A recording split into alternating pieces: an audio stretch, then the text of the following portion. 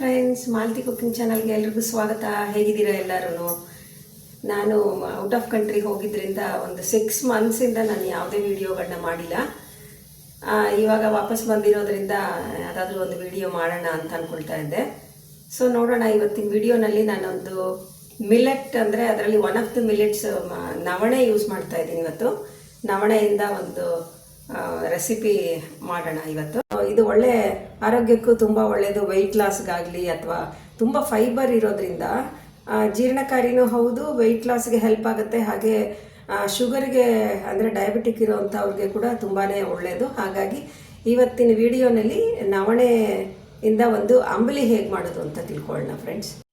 ನಾನಿವಾಗ 1 ಕಪ್ಪಷ್ಟು ನವಣೆ ತೊಗೊಂಡಿದ್ದೀನಿ. ಅದನ್ನು ಒಂದು 3-4 ಸತಿ ತೊಳ್ಕೊಬೇಕು ಫ್ರೆಂಡ್ಸ್. ಇದು ಲೈಟಾಗಿರೋದ್ರಿಂದ ನೀರು ಹಾಕಿ ಸ್ವಲ್ಪ ಬಿಟ್ಬಿಡಿ, ಅದನ್ನು ಒಂಚೂರು ಸೆಟ್ಲಾಗುತ್ತೆ. ಆವಾಗ ಇಲ್ಲಾಂದರೆ ತುಂಬ ವೇಸ್ಟೇಜ್ ಆಗುತ್ತೆ. ಇವಾಗ ನೀರನ್ನ ಅಲ್ಲಿ ಹಾಕಿ ಒಂದು 3-4 ಸತಿ ಚೆನ್ನಾಗಿ ತೊಳ್ಕೊಂಡ್ಬಿಟ್ಟು ಆಮೇಲೆ ಆ ನೀರನ್ನೆಲ್ಲ ತೆಗೆದು ಆಮೇಲೆ ಇದನ್ನು ಒಂದು 6 to 8 ಅವರ್ಸ್ ಇದು ನೆನಿಬೇಕು ಫ್ರೆಂಡ್ಸ್. ತುಂಬಾ ಇಂಪಾರ್ಟೆಂಟ್ ಇದು. ನೆನೆದೇ ಇದ್ದರೆ ಸರಿ ಹೋಗೋಲ್ಲ. ನೋಡಿ ಇವಾಗ ನೆಂದಿದೆ.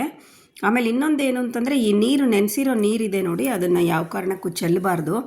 ಅದರಲ್ಲೇ ಎಲ್ಲ ಪೋಷಕಾಂಶಗಳು ಇರುತ್ತೆ. ಈ ನೀರಿನ ಸಮೇತ ನಾವಿವಾಗ ಒಂದು ಸ್ಟೀಲ್ ಪಾತ್ರೆಗೆ ಹಾಕ್ಕೋತಾ ಇದ್ದೀನಿ. ಮಡಿಕೆ ಇತ್ತು ಅಂದರೆ ತುಂಬಾ ಒಳ್ಳೆಯದು ಮಡಿಕೆನಲ್ಲಿ ಮಾಡೋದು. ಮಡಿಕೆ ಇಲ್ಲ ಅಂತಂದರೆ ಸ್ಟೀಲ್ ಪಾತ್ರೆಯಲ್ಲಿ ಮಾಡ್ಕೋಬೇಕಾಗತ್ತೆ. ಇಂಡಾಲಿಯಂ ಪಾತ್ರೆ, ಅಲ್ಯೂಮಿನಿಯಂ ಪಾತ್ರೆ ಯೂಸ್ ಮಾಡಬೇಡಿ ಇದಕ್ಕೆ. ಇವಾಗ ನಾನು ಇದಕ್ಕೆ ನಾನೇನು ಅಳತೆ ತೊಗೊಂಡಿದ್ದೀನಿ ಅದಕ್ಕೆ ಒಂದು 6 times ಅಷ್ಟು ನಾನು ನೀರನ್ನ ಹಾಕ್ಕೊಂಡಿದ್ದೀನಿ. ಇವಾಗ ಹಾಕ್ಕೊಂಡು ಒಂದು ಸ್ಟವ್ ಮೇಲೆ ಇದನ್ನು ಬೇಯಿಸ್ಕೊಳ್ತಾ ಇದ್ದೀನಿ. ಒಂದು 20-25 ನಿಮಿಷ ಬೇಕಾಗುತ್ತೆ ಫ್ರೆಂಡ್ಸ್. ಇದು ಚೆನ್ನಾಗಿ ಬೇಯಬೇಕು ಅಂತಂದರೆ ಮಧ್ಯ ಈ ಥರ ಕೈ ಆಡಿಸ್ತಾ ಇರಬೇಕು. ನೋಡಿ, ಒಂದು 20-25 ಮಿನಿಟ್ಸ್ ಆಗುತ್ತೆ ಅಂತಂದರೆ ನೋಡಿ ಇವಾಗ ಈ ಥರ ಇವಾಗ ಬೆಂದಿದೆ ಇವಾಗ.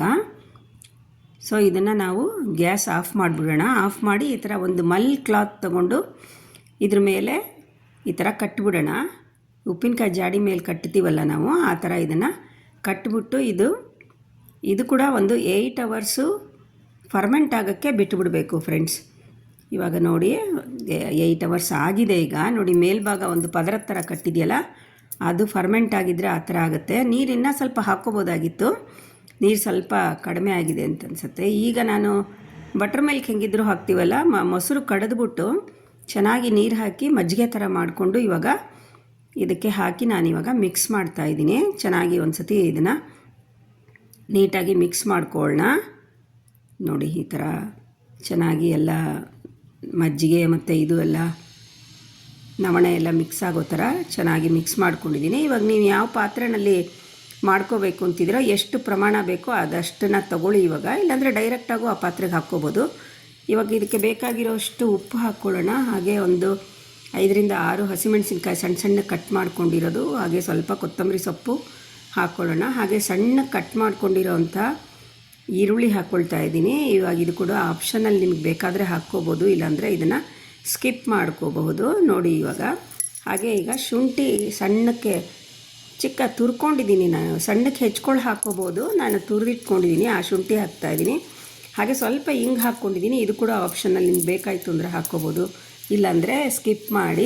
ಇವಾಗ ಚೆನ್ನಾಗಿ ಒಂದು ಸತಿ ಉಪ್ಪು ಮತ್ತು ಕೊತ್ತಂಬರಿ ಸೊಪ್ಪು ಇದು ಏನೇನು ಹಾಕಿದೀವೋ ಇಂಗ್ರೀಡಿಯೆಂಟ್ಸ್ ಅದೆಲ್ಲ ಚೆನ್ನಾಗಿ ಮಿಕ್ಸ್ ಆಗೋ ಥರ ಇದನ್ನು ಮಿಕ್ಸ್ ಮಾಡಿಕೊಂಡ್ರೆ ಇವಾಗ ಅಂಬಲಿ ಈ ಥರದ್ದಕ್ಕೆ ರೆಡಿ ಆಗುತ್ತೆ. ಈ ಅಂಬಲಿ ಹಾಗೆ ತಿನ್ನೋದಕ್ಕಿಂತ ಇದಕ್ಕೆ ಸೈಡ್ಗೆ ನೀವು ಬೆಂಗಾಲೀಸ್ ಯಾವ ಥರ ಮಾಡ್ತಾರೆ ಅಂದರೆ, ಈ ಥರ ಅಂಬಲಿ ಮಾಡಿಕೊಂಡು ಅದಕ್ಕೆ ಒಂದು 2-3 ಥರದ್ದು ಪಲ್ಯಗಳು ಇಟ್ಕೊಂಡಿರ್ತಾರೆ. ನಾನಿವಾಗ ಒಂದು ಆಲೂ ಯೂಸ್ ಮಾಡಿಕೊಂಡು ಅದನ್ನು ಒಂದು 3 ಆಲೂಗಡ್ಡೆ ತೊಗೊಂಡಿದ್ದೀನಿ. ಅದನ್ನು ಒಂದು 4 ಸತಿ ಕುಕ್ಕರಲ್ಲಿ ಕೂಗಿಸ್ಕೊಂಡು ಈ ಥರ ಚೆನ್ನಾಗಿ ಮ್ಯಾಶ್ ಮಾಡ್ಕೊಳ್ತಾ ಇದ್ದೀನಿ. ನೋಡಿ ಬಿಸಿ ಇದೆ, ಸ್ವಲ್ಪ ಇದಾಗ್ತಾ ಇದೆ. ಇವಾಗ ನೋಡಿ ಚೆನ್ನಾಗಿ ಮ್ಯಾಶ್ ಆಗಿದೆ. ಇದು ಒಂದು ಕಡೆ ಇಟ್ಕೊಳ್ಳೋಣ. ಹಾಗೆ ನಾನು 2 ಉಡುಪಿ ಕಡೆ ಸಿಕ್ಕತ್ತಲ್ಲ ಗುಳ್ಳ ಅಂತ ಹೇಳ್ತಾರೆ ನೋಡಿ, ಆ ಗುಳ್ಳ 2 ತೊಗೊಂಡಿದ್ದೀನಿ. ಅದಕ್ಕೆ ಸ್ವಲ್ಪ ಎಣ್ಣೆ ಹಚ್ಚಿಬಿಡೋಣ. ಇದು ತುಂಬ ಟೇಸ್ಟಿಯಾಗಿ ತುಂಬ ಚೆನ್ನಾಗಿರುತ್ತೆ. ಇಲ್ಲದ್ರೆ ಬೇರೆ ಬದನೆಕಾಯಿ ಕೂಡ ಯೂಸ್ ಮಾಡ್ಬೋದು. ಇದನ್ನು ನಾನು ಇವಾಗ ನೋಡಿ ಈ ಥರ ಗ್ಯಾಸ್ ಸ್ಟವ್ ಮೇಲೆ ಒಂದು ಜಾಲರಿ ಥರದ್ದು ಇಟ್ಬಿಟ್ಟು ಅದ್ರ ಮೇಲೆ ಸುಟ್ಕೊಳ್ತಾ ಇದ್ದೀನಿ. ಇವಾಗ ಈ ಥರ ತಿರುಗಿಸ್ತಾ ಎಲ್ಲ ಕಡೆ ಸುಟ್ಕೊಳ್ಬೇಕಾಗತ್ತೆ. ಹಾಗೆ ಇವಾಗ ಒಂದು ಕಡಾಯಲ್ಲಿ ಎಣ್ಣೆ ಹಾಕ್ಕೊಂಡು ಒಂದು 6 ಗುಂಟೂರು ಮೆಣಸಿನ್ಕಾಯಿ ಹಾಕ್ಕೊಂಡು ಚೆನ್ನಾಗಿ ಫ್ರೈ ಮಾಡ್ಕೋಬೇಕು. ಈ ಥರ ನೋಡಿ ಫುಲ್ಲು ಬಣ್ಣ ಚೇಂಜ್ ಆಗೋ ತನಕ ಚೆನ್ನಾಗಿ ಫ್ರೈ ಮಾಡ್ಕೊಳ್ಬೇಕಾಗತ್ತೆ. ಇದು ಫ್ರೈ ಆಗಿದೆ. ಇವಾಗ ನಾನು ತೆಗೆದಿಟ್ಕೊಂಡು ಇವಾಗ ಸಣ್ಣಕ್ಕೆ ಉದ್ದುದ್ದು ಕಟ್ ಮಾಡ್ಕೊಂಡಿರೋವಂಥ ಈರುಳ್ಳಿ ಹಾಕ್ಕೊಳ್ತಾ ಇದ್ದೀನಿ. ಒಂದು 3 ಈರುಳ್ಳಿ ಹಾಕ್ಕೊಂಡಿದ್ದೀನಿ ಫ್ರೆಂಡ್ಸ್. ಹಾಕ್ಕೊಂಡು ಇದಕ್ಕೆ ಬೇಕಾಗಿರೋಷ್ಟು ಉಪ್ಪು ಹಾಗೆ ಸ್ವಲ್ಪ ಅರಿಶಿನ ಅದನ್ನು ಹಾಕ್ಕೊಂಡು ಸ್ವಲ್ಪ ಸಾಫ್ಟ್ ಆಗೋ ತನಕ ಇದನ್ನು ಚೆನ್ನಾಗಿ ಹುರ್ಕೋಬೇಕಾಗತ್ತೆ. ಇದರ ಒಂದು 5 ಮಿನಿಟ್ಸ್ ಬೇಕಾಗುತ್ತೆ ಇದನ್ನು ಹುರ್ಕೊಳ್ಳೋದಕ್ಕೆ. ನೋಡಿ ಇವಾಗ ಸಾಫ್ಟಾಗಿ ಟ್ರಾನ್ಸ್ಪರೆಂಟಾಗಿ ಚೆನ್ನಾಗಾಗಿದೆ. ಹಾಗೆ ಬೆಳ್ಳುಳ್ಳಿ ಕೂಡ ಬೇಕಾದರೂ ಯೂಸ್ ಮಾಡೋವಂಥವರು ಒಂದು 8ರಿಂದ 10 ಅಥವಾ ಇನ್ನೂ ಬೇಕಾದರೆ ಇನ್ನೂ ಸ್ವಲ್ಪ ಬೆಳ್ಳುಳ್ಳಿ ಕೂಡ ಎಣ್ಣೆಯಲ್ಲಿ ಫ್ರೈ ಮಾಡಿ ಫುಲ್ ಬ್ರೌನ್ ಆಗೋ ತನಕ ಫ್ರೈ ಮಾಡಿ ತೆಗೆದಿಟ್ಕೊಳ್ಳಿ. ನೋಡಿ ಈ ಥರ ಇವಾಗ ಮೆಣಸಿನ್ಕಾಯಿನ ನಾನು ಚೆನ್ನಾಗಿ ಕೈಯಿಂದನೇ ಪುಡಿ ಮಾಡ್ಕೊಂಡಿದ್ದೀನಿ. ಹಾಗೆ ಇದಕ್ಕೆ ಬೇಕಾಗಿರೋಷ್ಟು ಉಪ್ಪು ಮತ್ತು ಈರುಳ್ಳಿ ನಾವು ಬೇಯಿಸಿಟ್ಕೊಂಡಿದ್ದೀವಲ್ಲ, ಫ್ರೈ ಮಾಡಿ ಇಟ್ಕೊಂಡಿರೋವಂಥ ಈರುಳ್ಳಿ ಇದನ್ನೆಲ್ಲ ಬೇಯಿಸ್ಕೊಂಡಿರೋವಂಥ ಮ್ಯಾಶ್ ಮಾಡಿ ಇಟ್ಕೊಂಡಿದ್ದೀವಲ್ಲ ಆಲೂಗಡ್ಡೆಗೆ ಸೇರಿಸ್ತಾ ಇದ್ದೀನಿ. ಇವಾಗ ಈ ಕಡಾಯಿ ಆರಿದೆ, ಅದಕ್ಕೆ ಹಾಕ್ಕೊಳ್ತೀನಿ. ಮಿಕ್ಸ್ ಮಾಡ್ಕೊಳ್ಳೋಕೆ ಈಸಿ ಆಗುತ್ತೆ.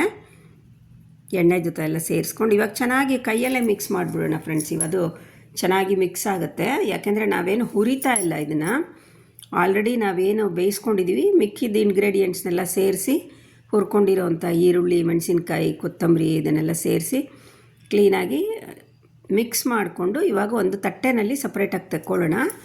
ಇವಾಗ ಇದು ಕೂಡ ಬದನೆಕಾಯಿ ಕೂಡ ಚೆನ್ನಾಗಿ ಸುಟ್ಟಾಗಿದೆ. ಇದನ್ನು ಕ್ಲೀನಾಗಿ ಸಿಪ್ಪೆ ಎಲ್ಲ ನೀಟಾಗಿ ತೆಕ್ಕೊಂಡ್ಬಿಡೋಣ. ಇವಾಗ ಸಿಪ್ಪೆ ತಕ್ಕೊಂಡು ಚೆನ್ನಾಗಿ ಮ್ಯಾಶ್ ಆಗೋ ಥರ ಕೈಯಲ್ಲೇ ಚೆನ್ನಾಗಿ ಮ್ಯಾಶ್ ಮಾಡ್ಕೊಳ್ಳೋಣ. ನೋಡಿ ಈ ಥರ ನಾನು ಮ್ಯಾಶ್ ಮಾಡಿ ಇಟ್ಕೊಂಡಿದ್ದೀನಿ ಇವಾಗ ಕಡಾಯಿನಲ್ಲಿ. ಇದಕ್ಕೆ ನಾವು ಹುರ್ಕೊಂಡಿಟ್ಕೊಂಡಿದ್ದೀವಲ್ಲ, ಹುರ್ಕೊಂಡಿರೋವಂಥ ಒಣಗಿದ ಮೆಣಸಿನ್ಕಾಯಿ ಅದನ್ನು ಕೂಡ ಕೈಯಲ್ಲಿ ಚೆನ್ನಾಗಿ ಪುಡಿ ಮಾಡಿ ಅದನ್ನು ಮತ್ತು ಹುರ್ಕೊಂಡಿರೋವಂಥ ಈರುಳ್ಳಿ ಉಳಿದಿತ್ತಲ್ಲ ಇನ್ನೊಂದು ಸ್ವಲ್ಪ, ಆ ಈರುಳ್ಳಿ, ಕೊತ್ತಂಬರಿ ಸೊಪ್ಪು ಇದನ್ನೆಲ್ಲ ಹಾಕಿ ಇವಾಗ ಚೆನ್ನಾಗಿ ಇದನ್ನು ಕೂಡ ಮಿಕ್ಸ್ ಮಾಡಿಕೊಂಡು ಇವಾಗ ಇದನ್ನು ಕೂಡ ಒಂದು ಪಾತ್ರೆಗೆ ಎಲ್ಲನೂ ತೆಗೆದಿಟ್ಕೊಳ್ಳೋಣ. ನೋಡಿ ಫ್ರೆಂಡ್ಸ್, ಇವಾಗ ಅಂಬಲಿ ಒಂದು ಕಡೆ ಮತ್ತು ಆಲೂ ಭರಿತ ಅಂತ ಹೇಳ್ತಾರೆ ಇದನ್ನು, ಆಲೂ ಭರಿತ ಒಂದು ಕಡೆ, ಹಾಗೆ ಸುಟ್ಟಿರೋ ಬದನೆಕಾಯಿ ಪಲ್ಯ ಒಂದು ಕಡೆ, ಇದೆಲ್ಲ ರೆಡಿಯಾಗಿದೆ. ಇವಾಗ ಇದನ್ನು ಹೇಗೆ ತಿನ್ನಬೇಕು ಅಂದರೆ ಒಂದು ಕಡಾಯಿಗೆ ಒಂದು ಬೌಲ್ ತೊಗೊಂಡಿದ್ದೀನಿ, ಇನ್ನೊಂದು ಬೌಲು. ಆ ಬೌಲ್ ತೊಗೊಂಡು ಅದಕ್ಕೆ ಹಾಕ್ಕೊಳ್ಳಿ.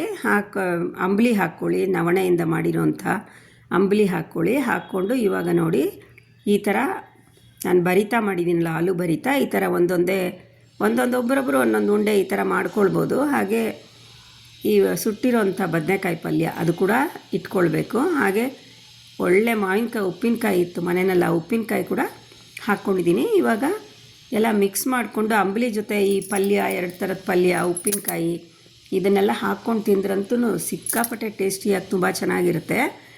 ಈ ಥರದ್ದು ಮತ್ತು ಹೆಲ್ತ್ಗೂ ತುಂಬಾ ಒಳ್ಳೆಯದು. ಹೆಚ್ಚು ಫೈಬರ್ ಇರೋದ್ರಿಂದ ನವಣೆ ಅಂತೂ ತುಂಬಾ ಜೀರ್ಣಕ್ಕೂ ಮಾಡೋದಕ್ಕೂ ಹೆಲ್ಪ್ ಆಗುತ್ತೆ.